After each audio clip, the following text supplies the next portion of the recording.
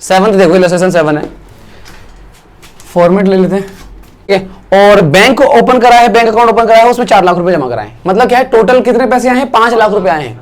1 लाख रुपए कैश के नाम पर, ठीक है, और 4 लाख रुपए बैंक के नाम पर, ठीक है। तो आपने सबसे पहली ट्रांजेक्शन कैश और बैंक, ठीक है जी, 1 लाख रुपए तो मैंने इसमें डाल दिए और 4 लाख रुपए बैंक में आ जाएंगे, ठीक है। टोटल हो गया आपका 5 लाख, 5 लाख मैंने कैपिटल में दिखा दिया, ठीक है। सेकंड ट्रांजेक्शन, ठीक है, सेकंड ट्रांजेक्शन देते हैं, कह रहा है परचेज गुड्स फॉर कैश 20,000 रुपए एंड क्रेडिट 30,000 रुपए। भाई 20,000 रुपए का, 20,000 रुपए का गुड्स परचेज किया गया है, ठीक है। अरे यार चलो ठीक है, ठीक है, ठीक है, ठीक है, ठीक है, हाँ। Purchase the building for Sohan 12 lakh रुपए, ठीक है। सोहन से 12 लाख रुपए का बिल्डिंग परचेज किया गया है, ठीक है, जिसमें से कि कह रहा है कि एक लोन लेकर के पेमेंट करी गई है 10 लाख का, पर लोन हमने कितने का लिया है, लोन जो है हमारा वो 10 लाख का है, ठीक है ना, 10 लाख का है। बीच का जो डिफरेंस 2 लाख रुपए का है वो मैंने किसी ना किसी तरीके से तो पेमेंट किया होगा, या तो कैश में या बैंक में। आपके पास कैश में सिर्फ 1 ही लाख रुपए पड़े हुए हैं, तो कैश से तो पेमेंट नहीं कर सकते हो, ठीक है, तो बैंक से पेमेंट कर दिया होगा। मतलब कहने का क्या है कि आपके पास बिल्डिंग आएगी, बैंक जाएगा आपके पास से कितने का, 2 लाख रुपए का, और लायबिलिटी बढ़ जाएगी आपकी 10 लाख रुपए से, ठीक है ना। तो एक बिल्डिंग बना देते हैं अलग से, और यहां पे जाएगा हमारा 12 लाख, ठीक है। 2 लाख रुपए बैंक में से माइनस कर देते हैं और 10 लाख रुपए लायबिलिटी में हम लोग शो कर देते हैं, ठीक है। ये जो कॉमा लगाता हूं ना मैं, वो जरा ध्यान से लगाया करो आप लोग भी, ये वाले, उससे क्लियर हो जाता है, अमाउंट गलती नहीं होती। ये लो जी, न्यू इक्वेशन, ये आपका 1 लाख रुपए का बैलेंस है, ये 2 लाख रुपए बचा हुआ है आपके पास, 12 लाख,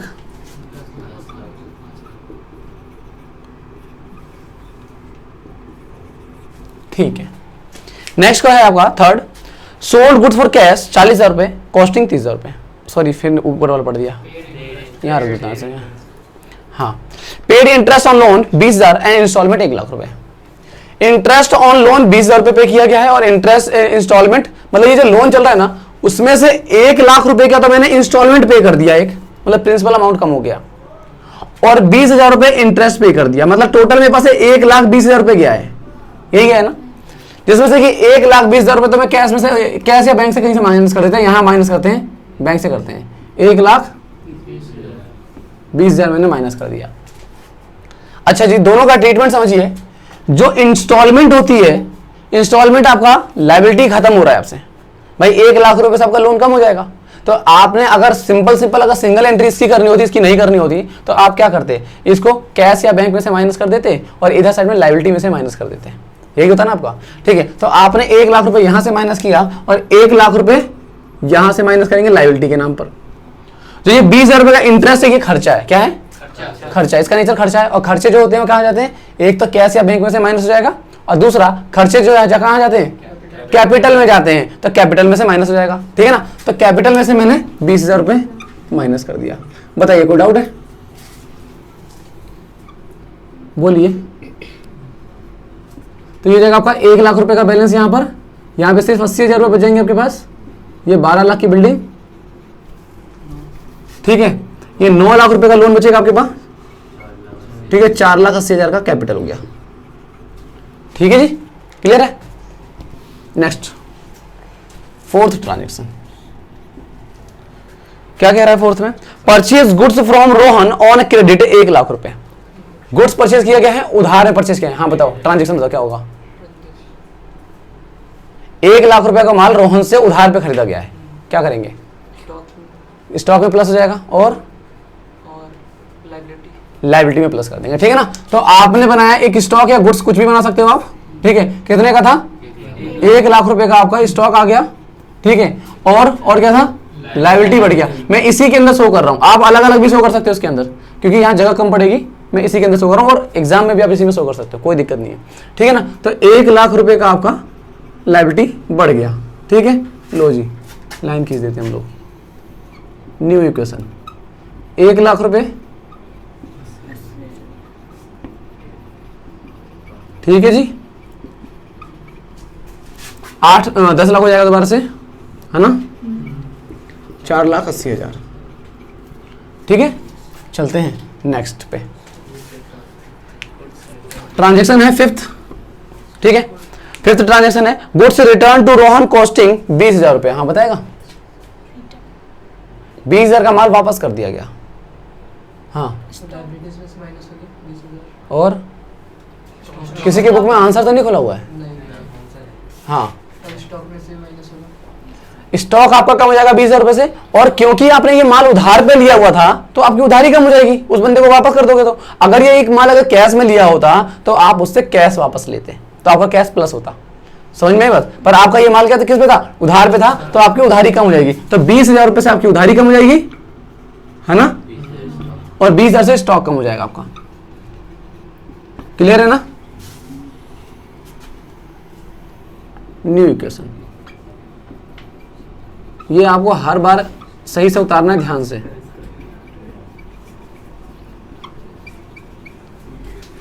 और काम में सफाई रखनी है बिल्कुल, क्योंकि इस चैप्टर में थोड़ा सा कचरा हो जाता है करते समय पे। ठीक है, काम गंदा हो जाता है। नेक्स्ट है हमारा सिक्स ट्रांजेक्शन। सिक्स ट्रांजेक्शन क्या कह रहा है? कह रहा है sold goods costing 40,000 for 50,000 on credit to Ram.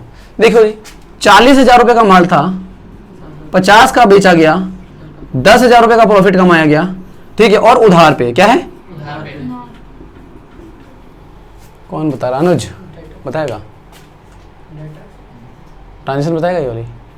40,000 इसमें से स्टॉक में से चला जाएगा। हाँ, 10,000 का प्रॉफिट तो कैपिटल में प्लस हो जाएगा। हाँ, और बाकी क्रेडिट में आ जाएगा। और कोई है? हाँ बता। लायबिलिटी में से घटेगा 10,000। 10,000 लायबिलिटी में से घट जाएगा। हाँ बता कृष्णा।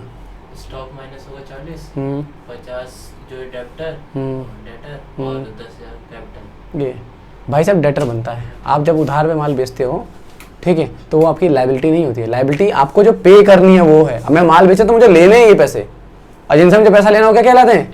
डेटर कहलाते हैं। समझ में आई बात? ठीक है, तो मैं यहाँ पे एक डेटर का कॉलम बनाऊंगा, क्योंकि डेटर हमारे एसेट होती है। ठीक है ना, तो डेटर में चले जाएगा कितना? 50,000 रुपए। ठीक है, अब 40 का स्टॉक गया था हमारे पास से,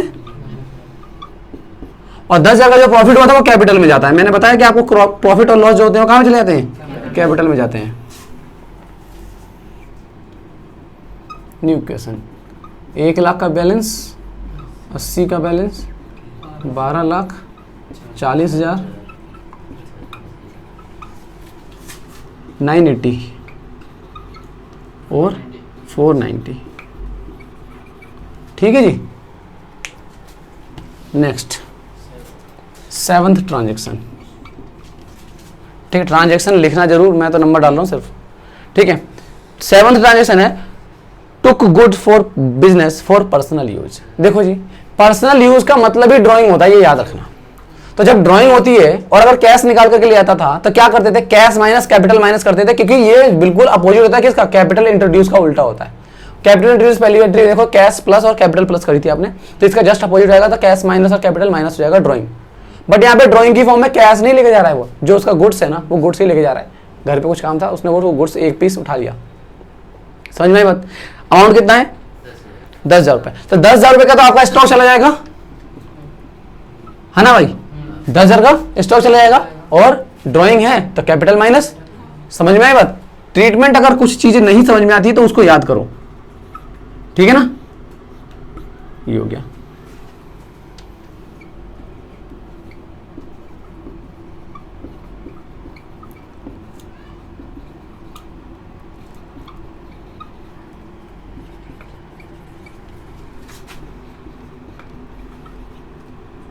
$480। लो जी, बताइए next 8th transaction, accrued interest. किसी ने एडजस्टमेंट लिखा हुआ इसका? मैंने पहले लिखाया होगा। अक्रूड इंटरेस्ट कॉपी में लिख लें फटाफट से, कॉपी की हेडिंग के ऊपर लिखेंगे जल्दी। हाँ, accrued interest, interest receive but not receive, bracket में लिख देंगे। मीनिंग होता है इसका, इंटरेस्ट कमा लिया है पर मिला नहीं है। हाँ ये मैंने सेकंड चैप्टर में लिखवाया था वैसे। Interest receive but not interest due but not receive, interest due but not receive.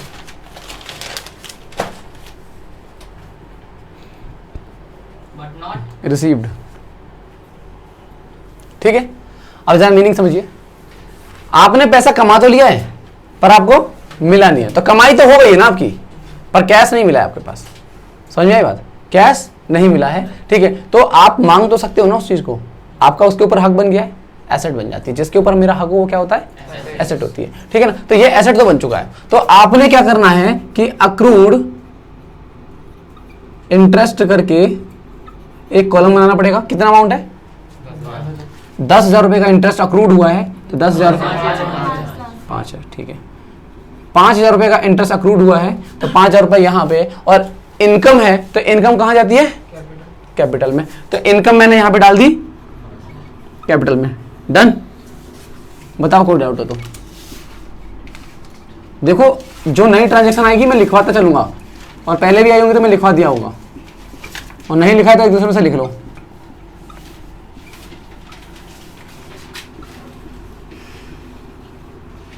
$485,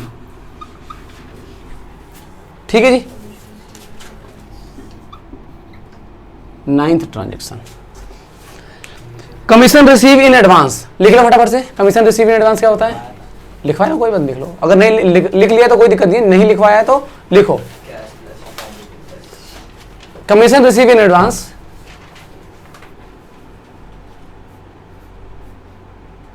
income receive but not earn.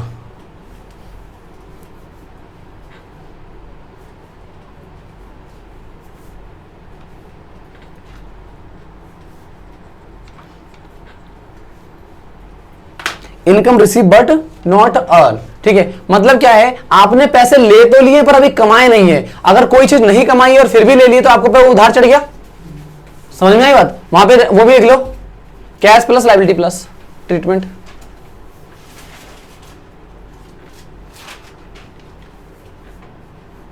ऊपर वाले का ट्रीटमेंट भी लिख लो, accrued interest plus capital plus. Accrued interest bracket में एसेट लिख लेना, एसेट साइड में बनेगा अक्रूड इंटरेस्ट, ठीक है ना। अक्रूड इंटरेस्ट ब्रैकेट में एसेट लिख लो, एसेट में बनेगा ना कॉलम, ये प्लस होगा, ठीक है, और कैपिटल प्लस। नोट्स तुम्हें जैसे मन करे वैसे बनाओ, बस तुम्हारे समझ में आने चाहिए, ठीक है। चले आगे।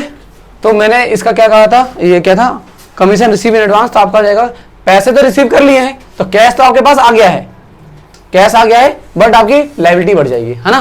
तो 10,000 रुपए से कैश बढ़ा देते हैं, ठीक है, और 10,000 रुपए से लायबिलिटी बढ़ा देते हैं, ठीक है जी। ये हो जाएगा आपका 1,10,000, 80,000, 12,00,000, 30,000, 50,000, 5,000, 990, ठीक है, 485,000। Last transaction 10th, cash receive from Ram. हाँ बताओ जी Krishna ji, cash receive from Ram 10,000 रुपये।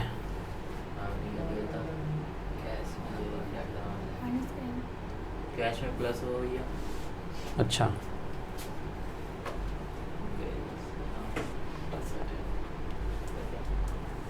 हाँ मीन्सो कैश में प्लस होगा, कैपिटल हाँ डेटर से हटेगा। राम से, हाँ डेटर्स में आया 10,000 कैपिटल। पहले तो ये देखो, राम तुम्हारा डेटर होगा तभी आपको पैसे दे रहा है, समझ में आई बात। तो पहले जो डेटर, पहले 50,000 रुपये का डेटर था वो 10,000 से कम हो जाएगा, तो अब कितने हो जाएगा डेटर, 40,000 रुपये हो जाएगा। कैश तो आ रहा ठीक है, पर ये बाकी के जो दूसरी ट्रांजेक्शन इफेक्ट है वो कहाँ जाएगा, वो राम को कम करना पड़ेगा ना। जो डेटर के फॉर्म में लिखा हुआ है आपके पास 50,000 का, यही तो आपसे माल उधार लेकर गया था, तो ये आप 10,000 रुपये दे के जा रहा था, अब इसके और कितने रह जाएंगे, 40,000 बैलेंस रह जाएंगे, ठीक है ना। तो आपने क्या करना है, 10,000 रुपये तो कैश से प्लस करना है, और 10,000 रुपये डेटर में से माइनस करना है। समझ में आई बात? ठीक है, कुछ नहीं होगा। और इनकम हो रही है क्या आपकी कोई? जब आपने उसको माल बेचा था 40,000 वाला माल 50,000 रुपये में, तो 10,000 रुपये आपने कैपिटल में दिखा दिया था ना, तब दोबारा इनकम कहाँ से लाओगे? इनकम तो पहले शो कर चुके हो, एक इनकम को एक ही बार शो करोगे ना। ठीक है, तो 120 80,000 12,30,000 और 40,000 5,000 90,000 485,000। फटाफट से मैच करेंगे बुक से। मैच करो जरा जल्दी से, लास्ट ट्रांजेक्शन अमाउंट मैच कर लेना।